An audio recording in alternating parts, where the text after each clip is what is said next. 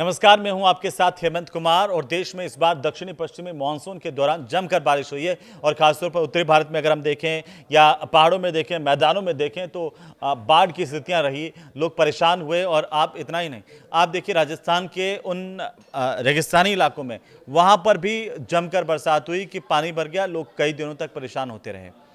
तो अगर हम आप देखें कि दिल्ली आसपास के इलाकों में भी तो ज़ोरदार बारिश हुई है। इस बार मौसम विज्ञानियों की तरफ से अब बारिश के बाद आया है ठंड का मौसम, जिसको लेकर के चेतावनी आ गई है और आपको अब सतर्क होने की ज़रूरत है। ये वीडियो खास आपके लिए है अगर आप उत्तर भारत में रहते हैं, खासतौर पर दिल्ली एनसीआर में, नोएडा के, यूपी के इलाके में, बिहार के इलाके में रह रहे हैं, राजस्थान में रह रहे हैं, तो ये वीडियो आपके लिए है।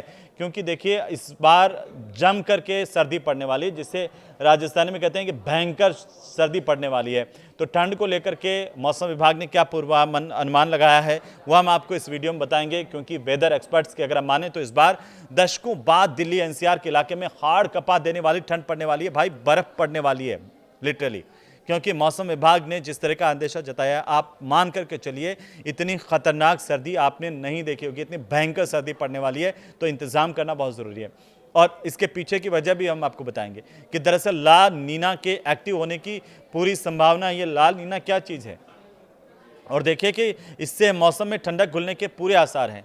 इसके प्रभाव से राजधानी दिल्ली, उसके आसपास का एनसीआर का इलाका, गुरुग्राम, नोएडा, गाजियाबाद, फरीदाबाद और इसके साथ साथ राजस्थान का भी इलाका इस बार दशकों की सबसे ठंडी सर्दी झेल सकते हैं।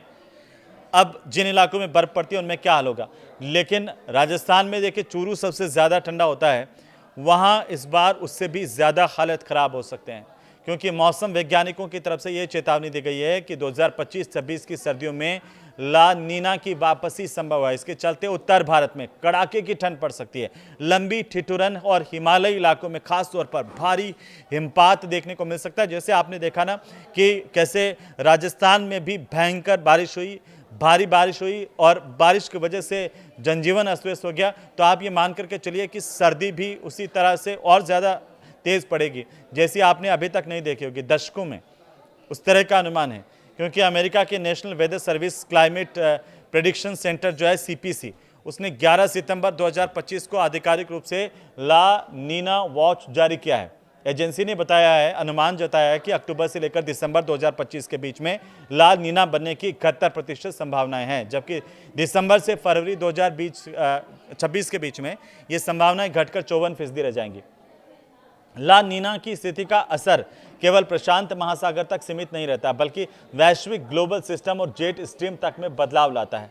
अमेरिका में यह उत्तरी हिस्सों में तूफानी मौसम और दक्षिणी राज्यों में सूखे की स्थिति से जुड़ा होता है।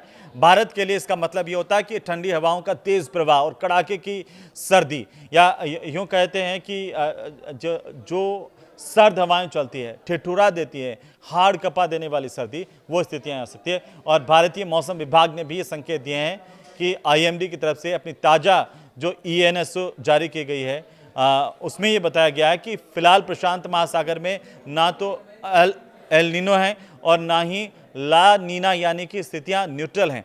हालांकि monsoon mission climate forecast system MMCFS और अन्य वैश्विक जो मॉडल है वो ये संकेत दे रहे हैं कि मानसून के बाद के महीनों में ला नीना उभर सकता है।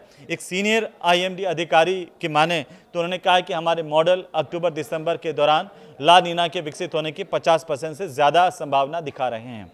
आमतौर पर ला नीना सालों में भारत की सर्दियाँ जो भारत में है वो सर्दियां ज़्यादा ठंडी होती है। हालांकि जलवायु परिवर्तन का असर इसे कुछ हद तक संतुलित कर सकता है, लेकिन समग्र रूप से अगर आप इसे देखिए तो सर्दियां हाल के सालों की तुलना में ज़्यादा कड़ी हो सकती है। अब आपके दिमाग में बार बार आ रहा है कि भाई ये दोस्तों ला नीना क्या चीज़ है। ला नीना को समझिए। ला नीना, अल नीना, ये सदर्न ऑसिलेशन ENSO चक्र का एक ठंडा चरण है जिसमें प्रशांत महासागर के भूमध्यवर्ती इलाके का जो सतही तापमान है वो सामान्य से नीचे चला जाता है। इससे वातावरणीय परिसंचरण जो है वो सर्कुलेशन एटमॉस्फेयर का वो सर्कुलेशन बदल जाता है और बारिश, तूफान और हवाओं के पैटर्न पूरी दुनिया में इससे प्रभावित होते हैं।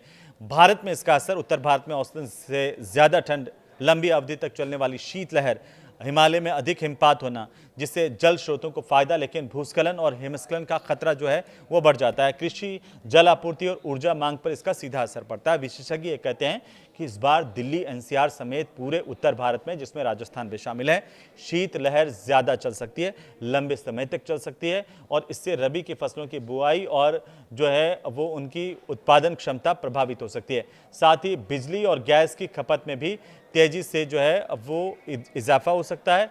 इसे लेकर के ये संभावनाएं जताई गई हैं। तो उम्मीद है कि आप इस वीडियो से सतर्क हो जाएंगे, सावधान हो जाएंगे और रजाई का बंदोबस्त पहले ही कर लेना, क्योंकि जब सर्दी आती है तो हो सकता है कि आप बीमार पड़ जाएं। तो ये वीडियो आप अपने दोस्तों को भी भेज दीजिए, जिससे उनको भी पता चल जाए कि इस बार की सर्दी कितनी खास रहने वाली है, कितनी ज़्यादा पड़ सकती है और कितने ज़्यादा वक्त तक पड़ सकती है, ताकि सबको, किसानों को भी ज़रूरी है कि वो पहले से अपने कदम उठा लें, जिससे उनकी फसलें जो प्रभावित होने से बच जाएं। इसलिए ये वीडियो जितने ज़्यादा लोगों को आप शेयर कर सकें, भेज सकें, ये अच्छा होगा। और इस वीडियो को लेकर आप क्या सोचते हैं, आप हमें कमेंट करके बता सकते हैं। नमस्कार।